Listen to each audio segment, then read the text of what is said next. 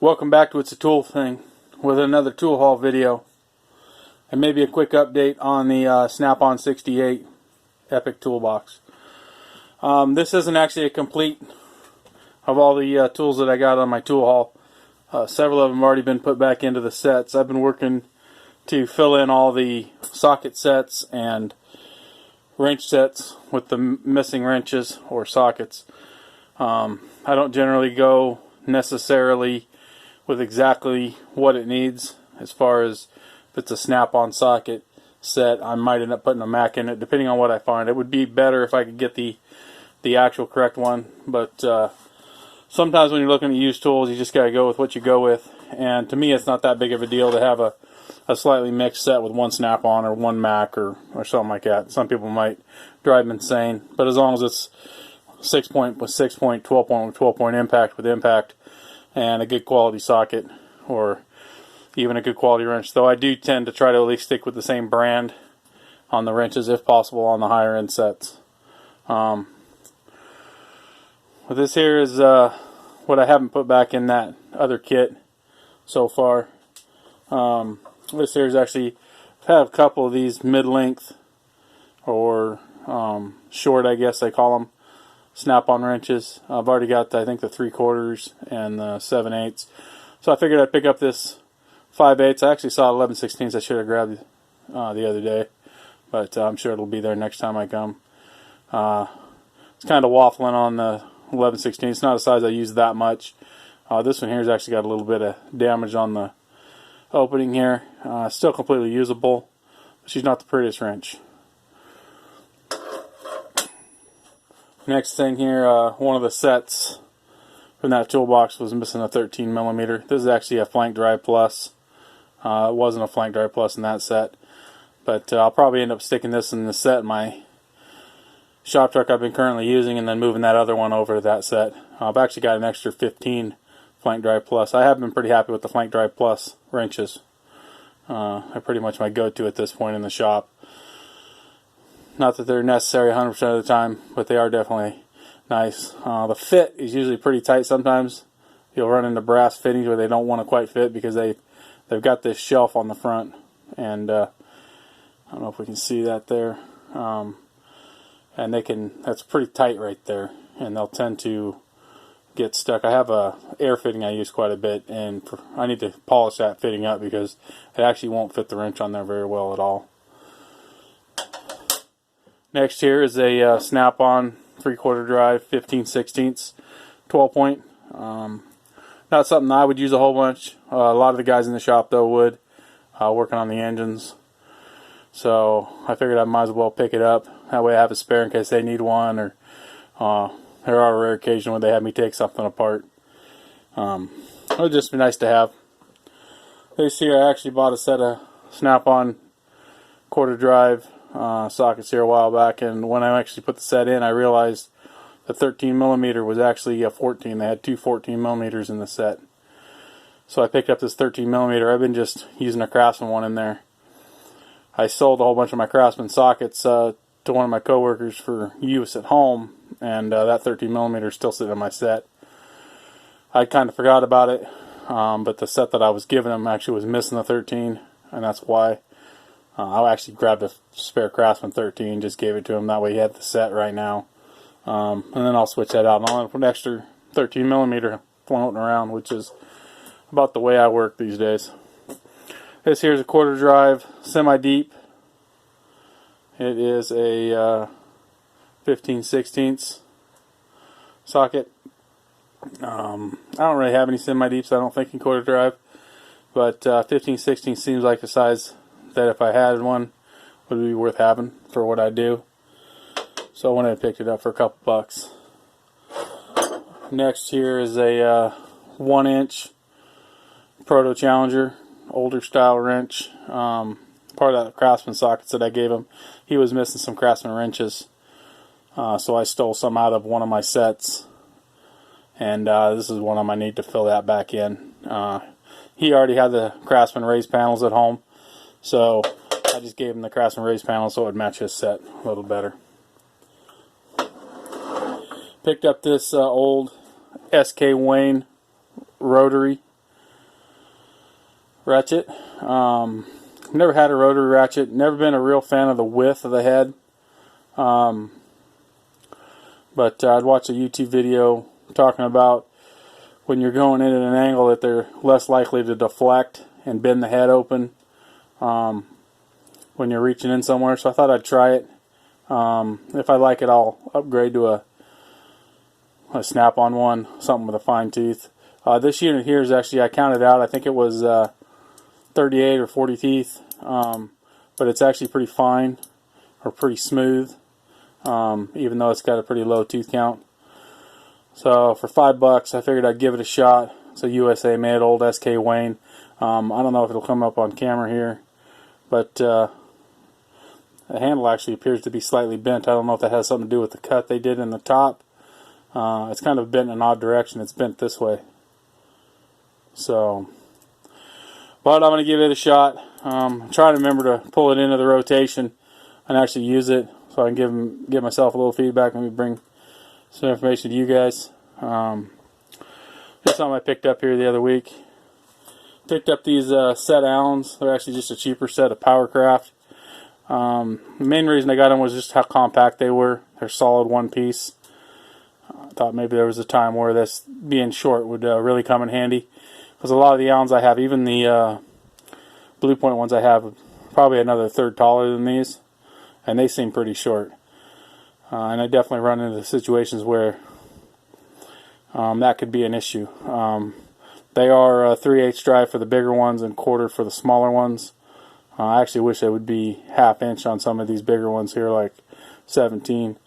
That might come in handy, but they're not, unfortunately.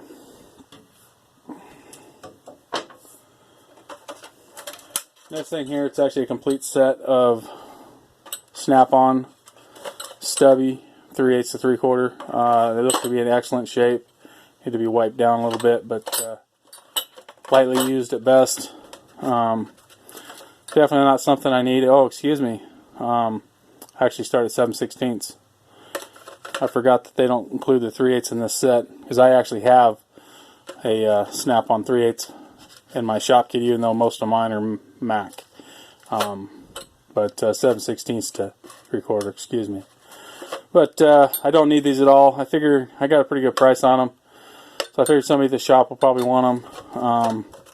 If not, I would definitely use them. Maybe even switch out some of my Mac ones. So that set's about maybe 2/3 Mac. Definitely in the middle I got 3/8 Snap-on, and the upper ones are actually I believe they're actually part of this series. They're not a midget, they're a short or a stubby series, so they're slightly longer, but some of the ones up above an inch, inch and a 1/16, inch and an 1/8 are those. And then I managed to pick up another one of these extra long Snap-on 3/8 drive flex head ratchets, part number FLLF80, USA stamp down here on the bottom and up on the head. I really do like these ratchets. I have one in my main rotation in the toolbox at work, and then I've actually got 2 of the Mac extra longs with the comfort grip. I prefer the Snap-on, I'd have to say, but the Mac ones are completely serviceable, and the nice part of the Mac ones are they seem to go for about 2/3 the price, maybe 3/4 the price of one of these. I actually got a pretty good price on this one, $100 out the door. Couldn't get them to come down anymore, unfortunately, but it's still a pretty good price these days for it. Though the Mac ones I seem to get for somewhere around $60 or $70, if I remember correctly, and they're completely serviceable. I'd actually like to keep this one also, but a guy at work particularly wants one. I actually told him that I've already picked it up. Same guy let me do his tour on his Cornwall tool cart, which is funny because I got more views on that tool cart than any of the other videos that I've ever made. So I appreciate everybody watching it. I appreciate him letting me take a look at it and show it to you guys. But I was just surprised. I figured some of this SnapOn Epic stuff would do pretty good. That's not in any reason reason I bought it, but I was just a little surprised. But I guess tool carts are all the rage these days. I definitely understand the appeal of them. Every time I get in a tool cart, I end up wanting the tool out of my box, and it just drives me nuts. And we don't work in a particular bay. We're from one end of the shop to the other. I also work out in the field too, but so it drives me nuts when your toolbox is 100 yards away or more, and you got to go get something just for some simple thing. So that's the reason I drag around that 84-inch box everywhere I go with a tool cart or with a Mac plastic cart strapped to it. Just try to take everything I have, which isn't everything I have, but it's the stuff I use 99% of the time. Next thing I have back here in the back, I've been kind of spinning this one around here. Picked up these zero offset Cornwell USA made. I would consider them probably an extra long. Really good shape. Got the whole set. I got a good price on them. I've been actually eyeballing them for about 4 or 5 months. Talked to them a few times, but I finally came down on the price on them. So I went ahead and picked up the set. They had actually just came a couple weeks ago. They brought out the metric set, the exact same set of these, and the moon wrenches in metric and standard. And I was kind of thinking, I know I have the moon wrenches in standard, but I was like, maybe I'll get those moon wrenches and maybe these in metric. But they were actually already sold, which I was surprised. The price was pretty high. And that place, they tend not to want to move on their prices for at least a couple months. So somebody must have wanted them, possibly even the original owner. Maybe he missed making the payment on them, and they came out on the floor and he came and bought them. I'm not sure. I was just actually surprised that they moved so quickly. Zero offset. They've got a nice stiff beam on them. Cornwell is usually pretty good quality. That smaller one was 5 16ths and 3/8. This one's 7 16ths and ½ inch. None of them really show any signs of wear. The container's pretty dusty. Probably standard may not have been something they did a lot of. On the bigger trucks that I work on, it's about 50-50 or maybe 60-40, where it's metric and standard. So we got to kind of have both. But it's a pretty nice set. I like the extra length. I already have a zero offset Matco, I believe it is, ratcheting wrench, and then a zero offset on the other side with the same size on both sides of the beam. One just being ratchet and one being zero offset, from 10 to 19. So I wasn't too worried about missing those other ones. That'd be nice. Pick this set up. This one here is 3/4, 11 16ths. Once again, looks excellent condition, like barely ever used. And then the largest one, unfortunately, I really wish this largest one would have had a 15 16ths on it. But it's actually only 7/8 and 13 16ths. I'm also hoping that this 13 16ths in particular is maybe, I guess you'd say, slightly loose for 13 16ths. That may or may not come together for me.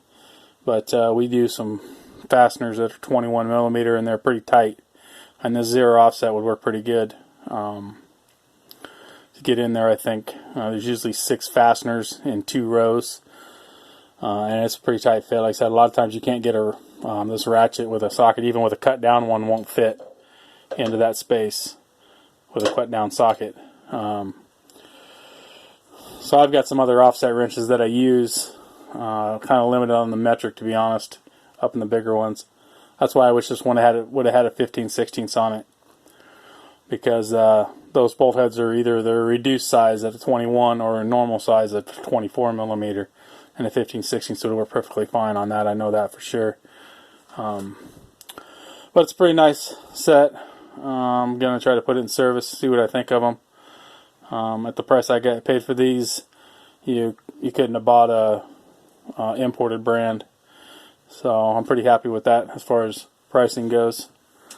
As far as the SnapOn toolbox, I've got it all emptied out. Obviously, I did the video of getting it home, getting it off the back of the flatbed. I've been working on filling in those sets, and then, like I said, I sold some of the cheaper stuff off that I didn't need, and I'm going to start getting that thing maneuvered in position and start organizing that thing up a little bit. Do some videos on that. So that's what I picked up here on my Reach's Tool Hauls. Thank you for watching. Please like and subscribe. Have a great day.